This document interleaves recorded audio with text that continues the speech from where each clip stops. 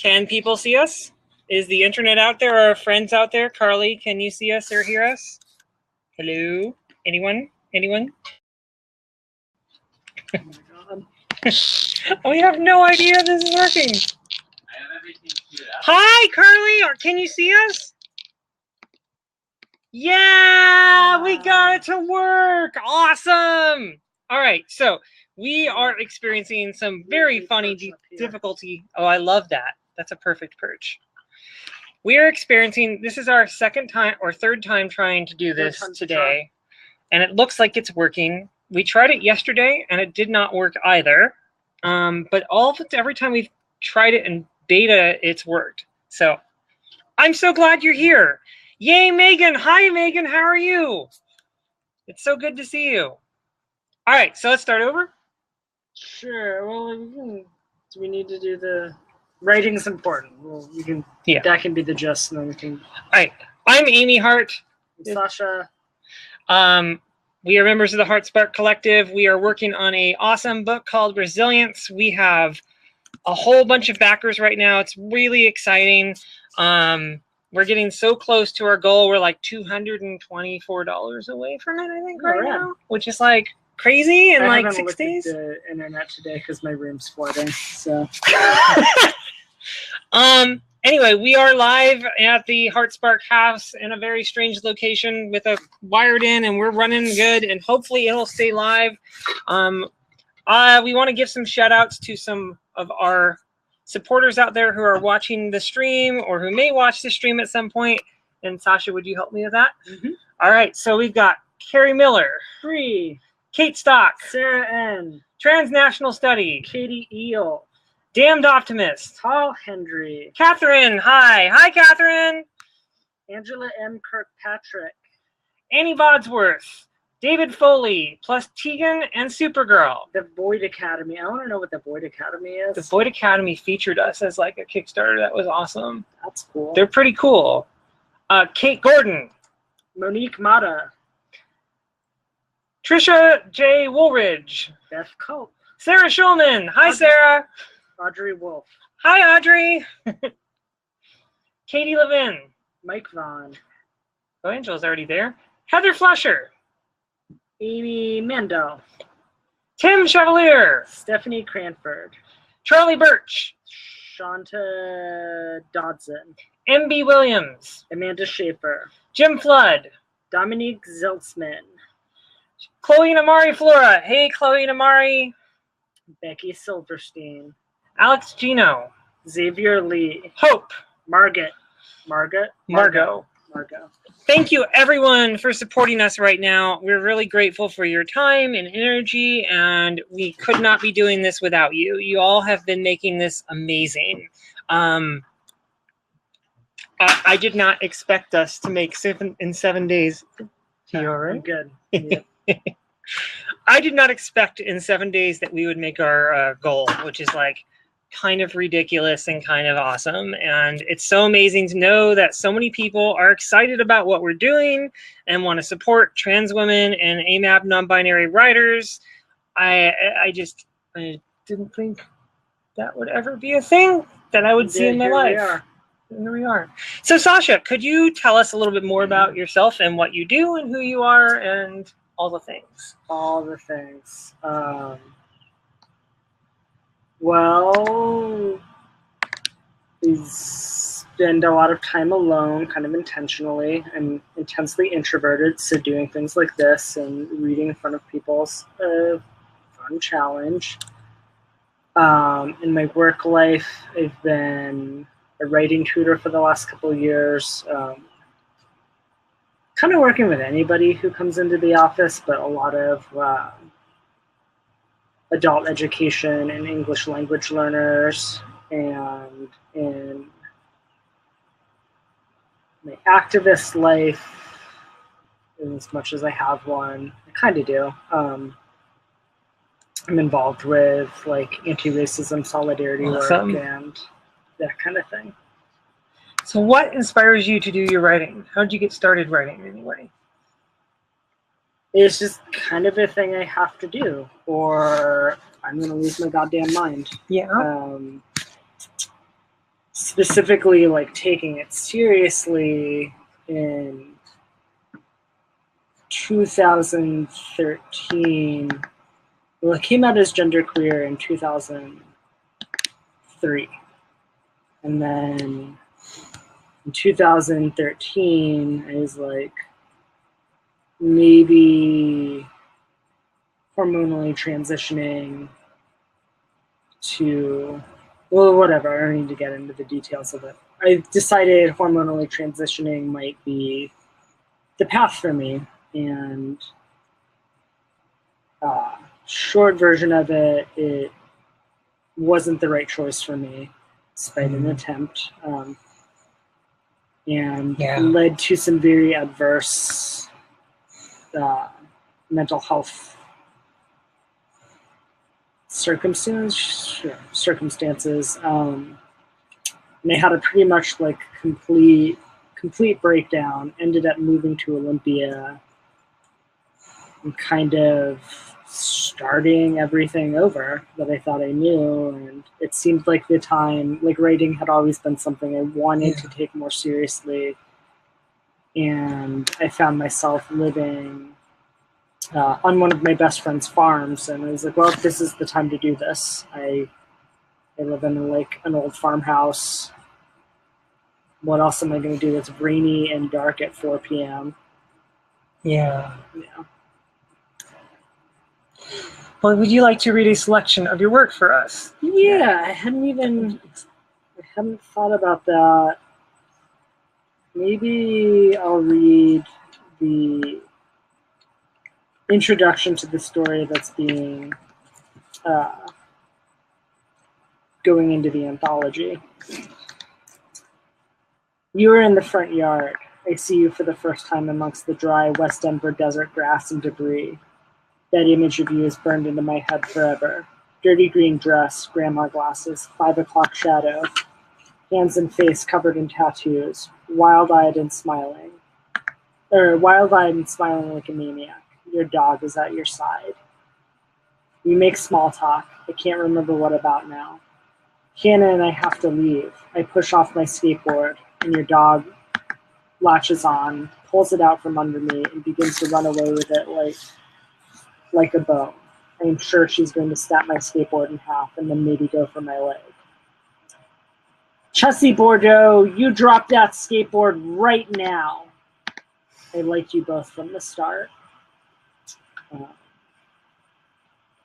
Maybe I think I just want to read the parts that are specifically about this person. So I'm going to skip a couple paragraphs. Spring comes, persuasive as ever. You roll through town, and we jump in the van headed east. Denver to Kansas, Kansas to Oklahoma, Oklahoma down to Texas. It's hot and dry. I lay in the back of the van rubbing Chessie's belly, and I listen to your stories. We get pulled over once, and I sit in awe in the back of the van as you convince a befuddled state trooper that you are actually your older brother, using nothing but a previous speeding ticket as your identification, because in fact, you have no identification on you. Austin, Texas. I've never been here before. 10 years older than me, you show us around the streets you called home in your youth. That particular war zone known as punk rock in the 80s. Life on the streets and off of them. You talk about the time heavy metal kids shot your principal and the military recruiter in your high school. You tell us about the time Pamela Anderson gave you $100. I still tell that story sometimes. People don't always believe me, but it's just too weird to not be true. I hold it all into my jaded mind, in my body, chronicling the lost, our secret history. In the sticky hot Austin night, we stay in an ancient punk house. It's been here since sometime in the late 80s. Kylie and I sleep in the abandoned house next door. You poke your head in the morning sometimes, bringing us coffee or candles. Sometimes you just send Chessie in to wake us up in the morning, happily licking our sleepy faces and wagging her tail. We lay there at night, listening to the city, or writing, or kissing.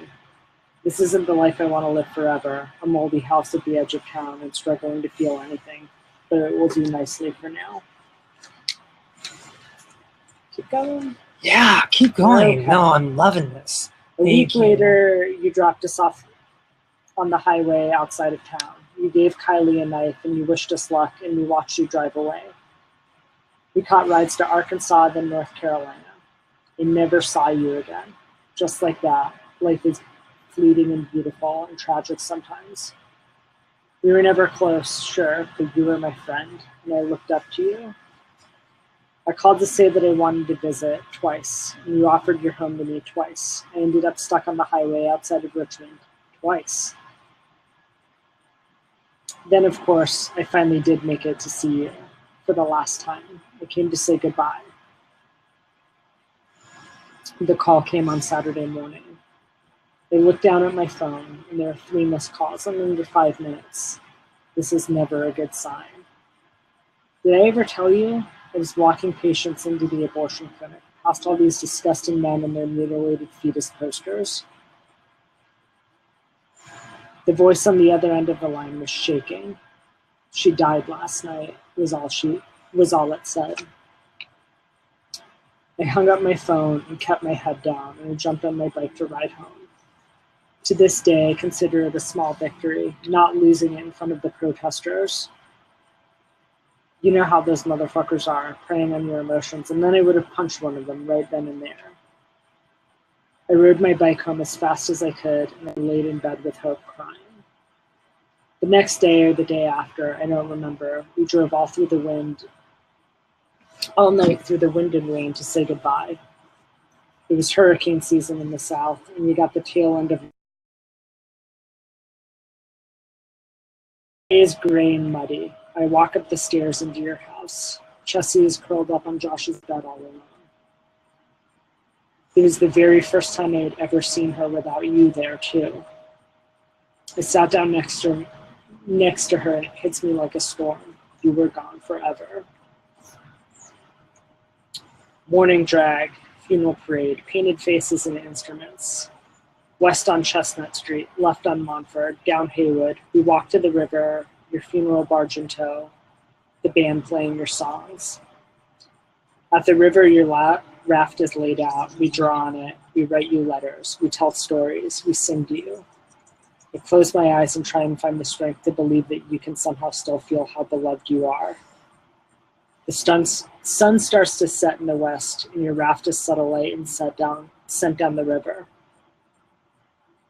Of course, being made by punks, it sinks almost instantly. So this raft consisted just of, it was like a regular pallet and some like plastic 2-liter soda bottles, like wedged in the spaces between the pallet, and then somebody had like put this like really beautiful wicker chair on the pallet. So it was like an empty throne surrounded by candles, like heading down the river, but it just sank so fast. And, you know, it had been raining for like a week, so it just straight to the bottom. Keep reading. I'd like to ask you about her name's Mosca, Mosca. right? Mosca. Could you tell the audience and tell me like more about how this person really affected your life? So Mosca, her name was Mosca Avocado. They passed away in 2006, and they were kind of this much beloved character amongst my like circle of friends. Let's see, 2006, I would have been 25. I think they're 9-10 years older than me. I can't remember. But in my early 20s circle of friends, they were just this beloved kind of just character. And as far as influence, like I feel like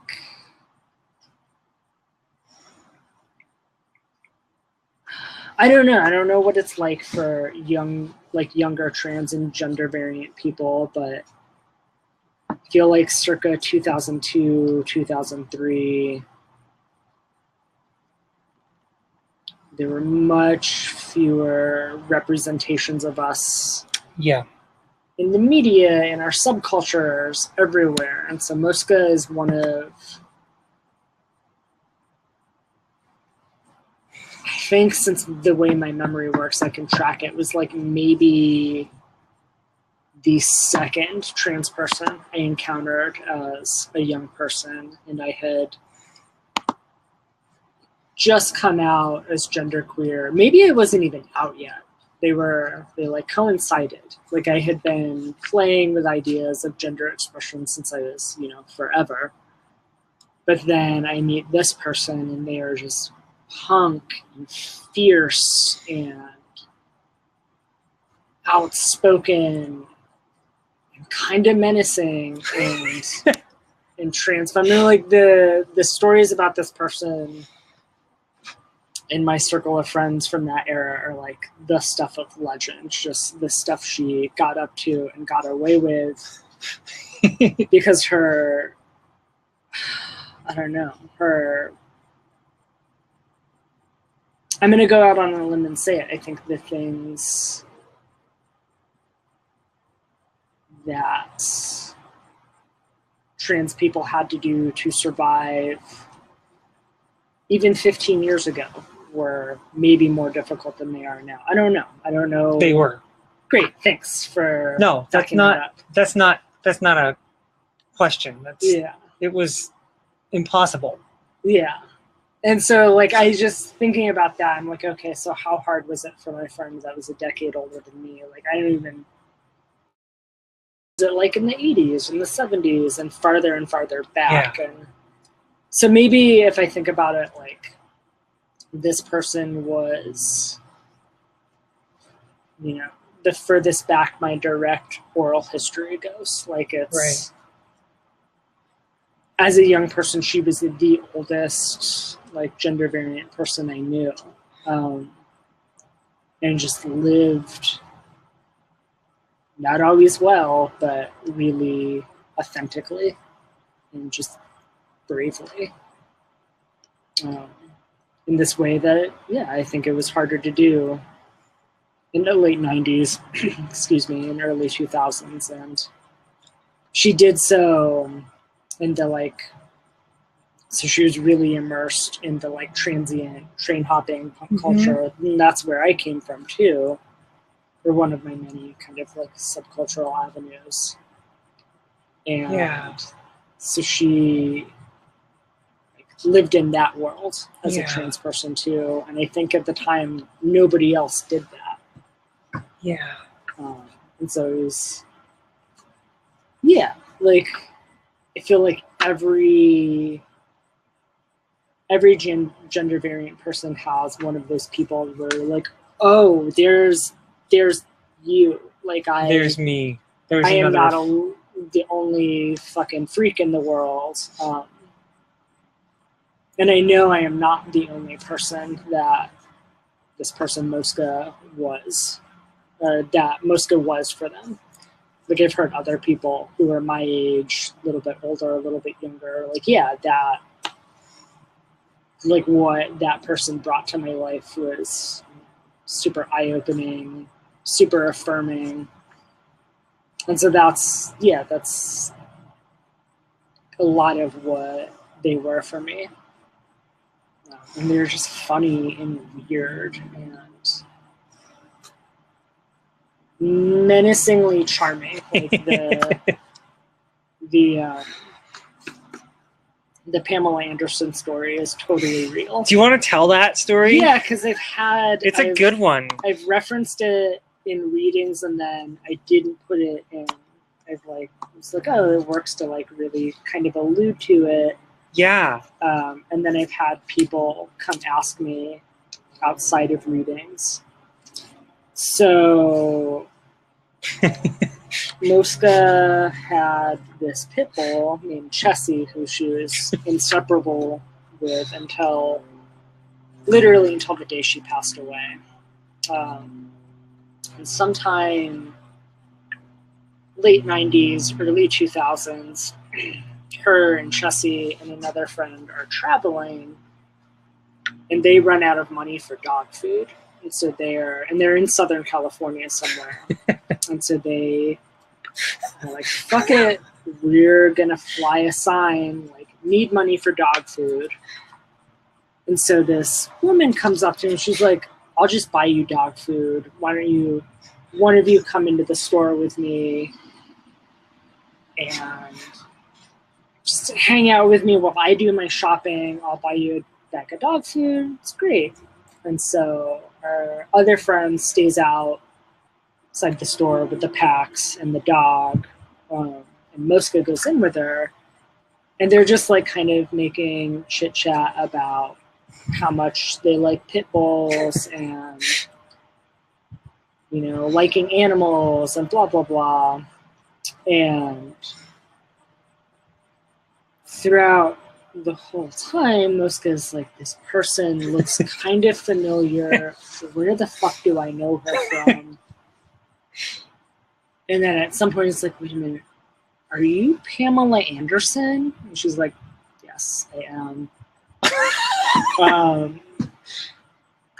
Oh my. And so the end of it, she buys them a giant bag of dog food, and then the end of it, she's like, I need to give you money, like, you know, Lord knows I've got a ton of it, and is like rifling through her purse, and she's like, I don't have enough money to give you. Let me go back into the store, try and find an ATM. I need to give you more money. Mosca and Chessie and our other friend are like, whatever, we'll hang out here.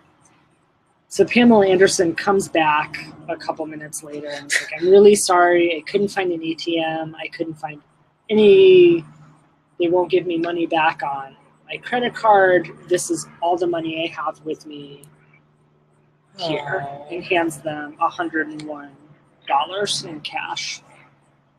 Which in like broke ass traveling punk culture, like, they were set for the next week. Yeah, and it's funny, just an aside about Pamela Anderson. I think it was around the same time a young trans teen named Gwenna Warho was murdered. Yep. I remember when you that remember happened. that. Well, Pamela Anderson, like, got some award and dedicated it to her memory. She did? Yeah, and it was like at the time where no other celebrities Nobody ever were did like that back then. advocating for trans, like, dead trans people. No. Or trans people at all. So that was the joke in my, like, baby circle of, like, queer friends where they're like, Pamela Anderson speaks for us. Yeah. Yeah, I mean, it was, like, really difficult being trans before 2007, like 2008, like, extremely painfully difficult. I mean, it's still really difficult, but, like, yeah, that's like, it was, like, impossibly difficult. Yeah, I feel like I'm like genderqueer grandma sometimes when I'm like, man, you kids have it easy today. So what do you feel like? Where do you feel like this? You said 2007, 2008. What do you feel like signified that shift in making it easier for trans folks? I'm just curious, and since we added or advertised this as a conversation. Well, I mean, I transitioned in started transitioning in 2006 because of the access of message boards. Okay. And that there was a lot more, I had access to people my age that were talking about being trans and particularly being trans women and like dealing with the same fears that I had. And we were talking about it in a private. Okay. I mean, and these things existed before that, but they were like a lot easier to access at that point. So the internet, like, but it wasn't just the internet. It was like a certain stage of development of the internet, because when in the early 90s, I could get on the internet and I could look up trans people, and I was, Like, I think one of the first things I searched on the internet was, I'm a boy who wants to be a girl, or something Wow. like that. Like, this is like in early 90s. Yeah, I remember the beginning of the internet. Yeah. And I'm so glad I'm grandma too. Yeah. No, but I mean, it's like, it's kind of wild because I talk about it. Like, the things that were on the internet in the 90s were the only representations of trans people were people who were much, much, much, much, much older than me, were living part-time or identified as cross-dressers, and their style of clothing didn't make any sense to me. Their sensibility of lifestyle didn't make any sense to me. And I was like, I just want to be a 14, 15-year-old girl. Why can't I just be a girl? I am a girl. And in 2007, you could search the internet and at least there was something. Like, there was something. Like, Jazz Jennings was at least talked about, and she was a little baby then. Yeah, I don't even know who that is. She was one of the first trans kids ever on television. Okay. The media was starting to cover it a little bit more too, aside from the internet. So it was like a multiple things that kind of changed it. It changed Escape. I think I was just so immersed in the like punk world from the early 90s. I mean, even now, I'm a little bit out of it. Yeah. Now, because I'm almost 37. I go to bed earlier. I do the responsible grown-up things. But I feel like there is a big shift in punk world around that same time. And I can't really like signify what marked it. I like came out as genderqueer in 2003, and I've like kind of had this pretty wild journey with what my expression has been. But when I like first came out, I was like, oh, androgyny is my thing. Like that makes so much sense to me. Just kind of this like total negation of gender. And it's interesting because I like have really played with like being trans femme, and now I'm kind of back to the like androgyny is how I want to live my life forever. But I really like, was identifying as trans. I mean, I still identify. They would say like the trans femme side of being androgynous, but whatever. It's gender stupid, except when it's not stupid. Except for when it's not stupid. But I was really like identifying with being trans feminine and like being like, oh, maybe I'm actually maybe I'm a trans woman from like 2007 until 2013 when I had my hormone meltdown. Right. And just like in that time, I like watched how we kind of like clawed out space in like the punk world and various other subcultures. And I feel like, I don't know, maybe it's just because I've been like immersed in subcultures for my entire adult life. I'm like, oh, it's always like, we get this thing and then the rest of the world catches up. And so maybe that's how I see it. And I'm like, oh, the like punks and the other weirdos are finally like trans people are, like I don't want to mince words, like clawing that space out into these like patriarchal and like cis dominated spaces, and now we're doing it with the rest of the world too, and that's great. Yeah. No, I mean, it is changing. It's weird for me to watch it change because there's like several children in my life that I love that are gender nonconforming, who mean a great deal to me, and I never thought that would be. I never, like when I was a kid, I didn't think I'd still be alive now. And then now it's weird being like this anti-person to these other children that are going to have a completely different lifespan than I did. I think about that too. I mean, I don't have a ton of kiddos in my life, but with like younger genderqueer people and like trans folks who they're like, oh, I'm just gonna go on hormones when I turn 18 or younger, and then like, God damn, like what would have my life had been like had I had that option, had I like known how to do that, had I had that access. Right. You know, when you're, I don't know, I can only theorize on why and I like am not complaining at all about how my life is like where my path has taken me, but I'm like, oh, if, you know, you had done these things when my like brain and body hadn't fully developed, and like, yeah, kids are fucking lucky these days. Yeah. Yeah. No, yeah, and it's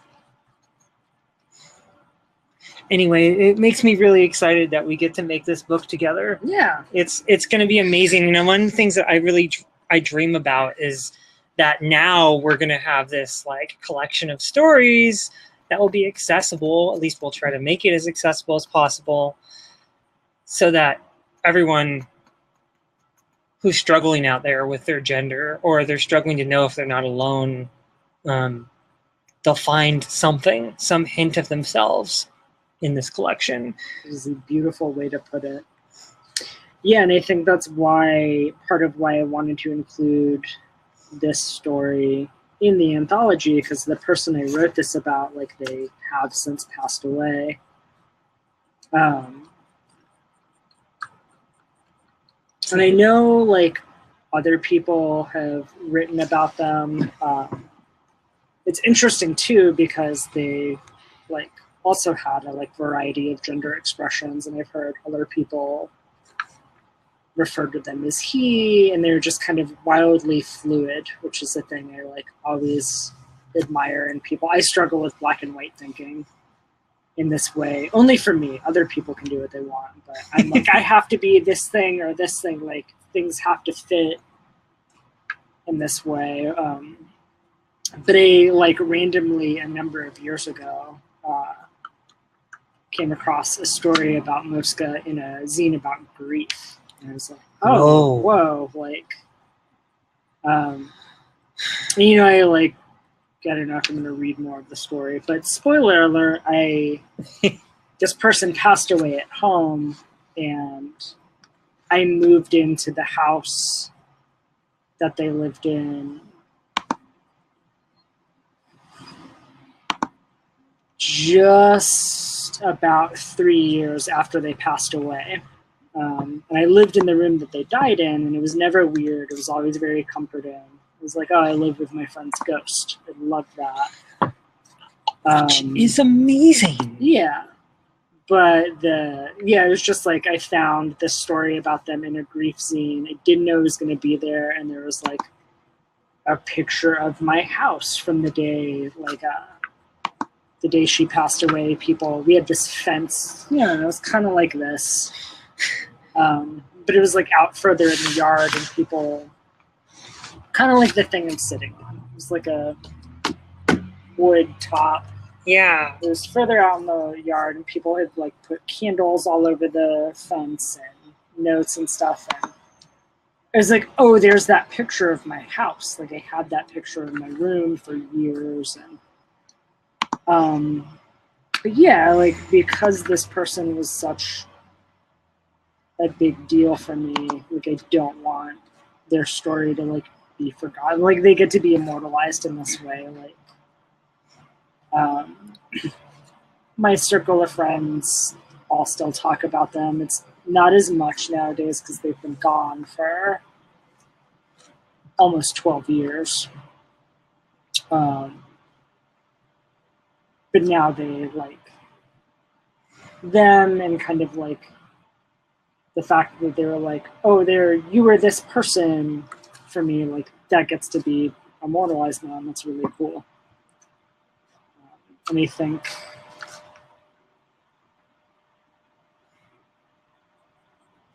trans people's stories, or like our stories, are important, and the stories about the people who affect our lives, and especially the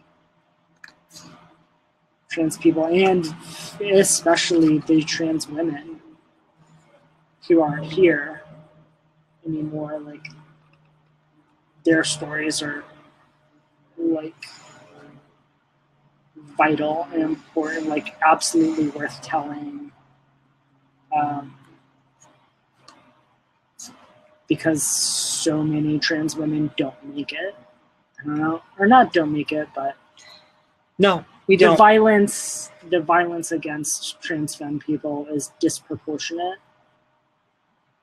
and like we all know it. And you know, I'm counting graphic violence and just like the fucking violence of microaggressions and trans misogyny, like disproportionate. Yeah. No, it's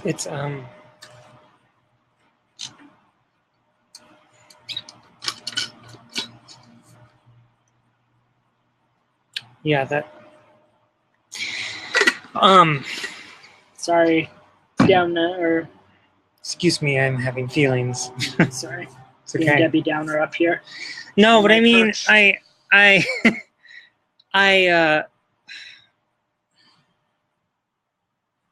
I want it to be different. Yeah, And we need to recognize where we come from, though. We need to recognize who's struggling the most right now. And trans women of color in particular, like, make up most of the violence that's being happened to them. They're the ones who are being affected by it. And the violence is coming from cis people who don't want to understand, who have the right to not understand because of the way our society is designed. And then the small microaggressions, or the small and big microaggressions that come from TERFs, and people who just, religious bigots, and people who just really have this very black and white point of view that life is a certain way, and that there's only one way to live, and that way is only the only way to be good. And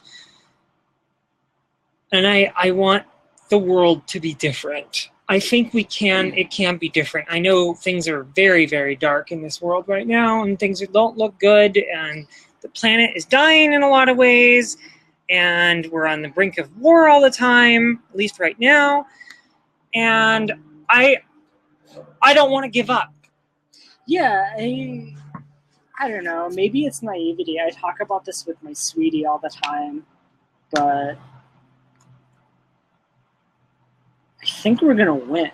Yeah? At the end of the story, yeah, I really do. Like, I think the way the world is, and you've read a lot of my writing. I'm pretty gloomy as a person, but this is one thing I'm like pretty optimistic in.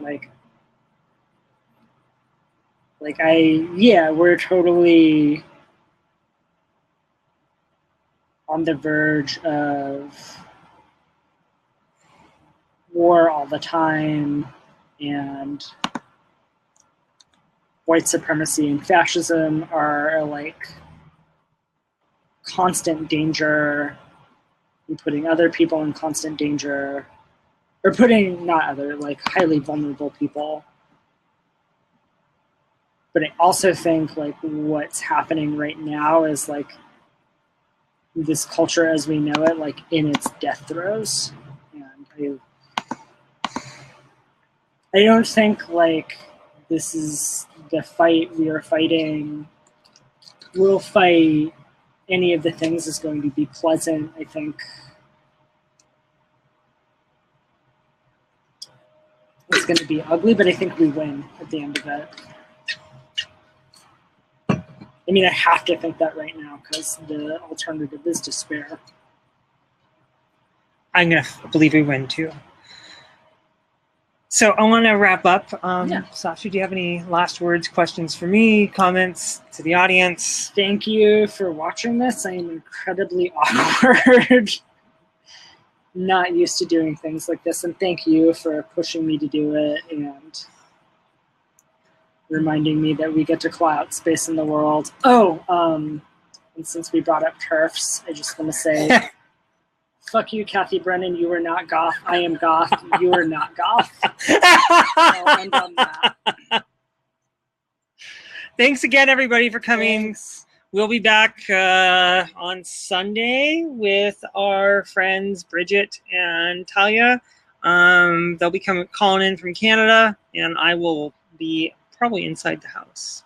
And that time, Yeah, now that we know that the board works. Yeah, it's a And cord it's thing. kind of nice to do it out here. I think this might be one of the last nice days we have until spring. I know it's this sun is gonna go away for months upon end. I got weepy about it earlier this morning. It was I know.